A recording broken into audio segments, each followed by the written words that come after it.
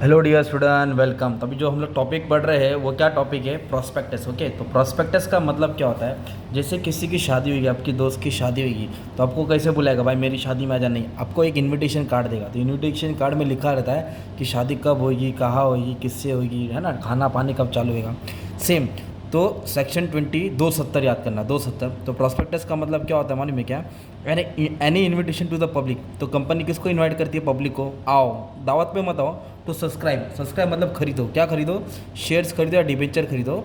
Okay, तो उसको ही prospectus बोलते हैं। तो प्रोस्पेक्टस एक रिटर्न स्टेटमेंट, एक डॉक्यूमेंट है जो इन्विटेशन देता है पब्लिक को टू परचेज शेयर्स या डिबेंचर।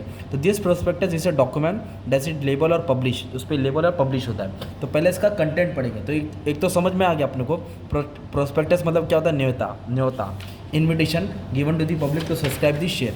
तो प्रोस्पेक्टस में क्या लिखा रहता है? कोई भी कंपनी का प्रोस्पेक्टस रहता है, उसमें कंपनी का नाम लिखा रहेगा, कंपनी का एड्रेस लिखा रहेगा, क्यों कंपनी बनी है, क्यों इशू कर रही है शेयर्स, बिजनेस कौन सा है उसका, कैपिटल स्ट्रक्चर, इक्विटी और डेट फंड, ओन फंड, बोरो फंड कितना है, name and address of signatories and number of share subscribe, जो जिसने साइन किया उसका कितना शेयर, डायरेक्टर ने कितना क्वालिफिकेशन शेयर खरीदा, डिबेंचर और प्रेफरेंस शेयर कितना है, डायरेक्टर की salary, promoter.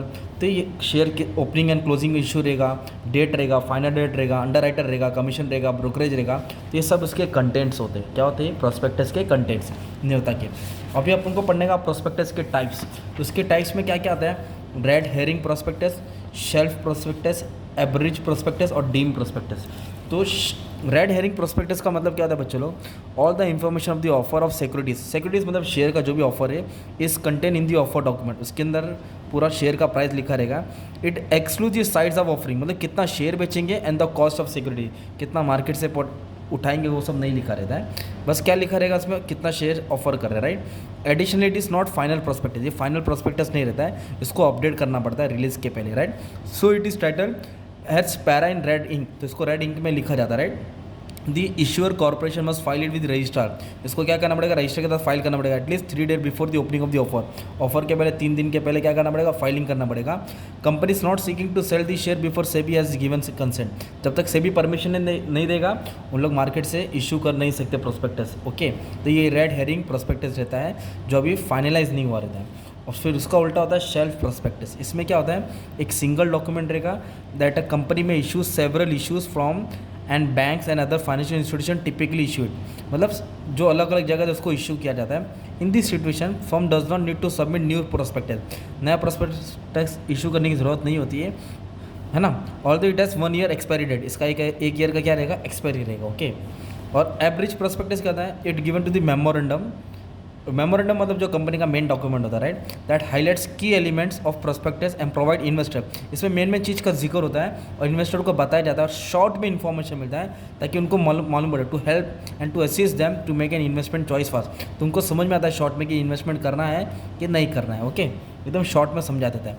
In this situation company must include with each application acquisition of securities. जो भी सिक्योरिटीज खरीदा जाएगा, जो भी बेचा जाएगा, उसका हिसाब किताब मतलब बताना चाहिए कितना खरीदा है। और एक कहता है डीम प्रोस्पेक्टस। डीम मतलब वो प्रोस्पेक्टस बन जाएगा। कैसे? तो इधर क्या वाला सेक्शन 25(1) के सबसे when any company to offer securities for sale. जब कोई भी कंपनी शेयर बेचता है for sale to the public और अलॉट या agrees to allot the securities, मतलब तुमको शेयर मिलने वाला है या हम लोग बेचेंगे, the document will be consider as a deem prospectus. जो डॉक्यूमेंट रहता है उसको ही प्रोस्पेक्टस बोला जाता है। मतलब डॉक्यूमेंट है, इसमें कंपनी भी बोला है कि मैं शेयर्स बेचने वाला हूँ और सामने वाला ठीक है मैं शेयर खरीदूंगा, तो यही डॉक्यूमेंट तुम्हारा क्या हो जाएगा? प्रोस्पेक्टस हो जाएगा। तो document is deem to be prospectus of the company for all purpose, सब पर्पज़ के लिए काम आता है। And the provision of contents and liability of prospectus will be applied upon it. तो जो भी कंटेंट होता है वो सब इसमें होना चाहिए। ये तुम्हारा प्रोस्पेक्टस का टॉपिक है, राइट। तो प्रोस्पेक्टस का तुमको क्या क्या तुमको समझना पड़ेगा, पढ़ना पड़ेगा, राइट। मतलब कोई भी कंपनी उसको प्रोस्पेक्टस तो इशू करना पड़ता है, राइट। प्रोस्पेक्टस क्या एक इन्विटेशन है जो पब्लिक को इत्तला करता है, क्या बोलते इत्तला बोलते हैं, मतलब इन्फॉर्म करता है कि कंपनी शेयर्स बेच रही है, आपको खरीदना तो आ जाओ, राइट। तो ये था प्रोस्पेक्टस का। थोड़ा टाइप्स भी पढ़ा, कंटेंट भी पढ़ा, एग्जाम में आएगा तब अच्छे से लिख सकते हैं, ठीक है। Thank you very much and all the best for exam.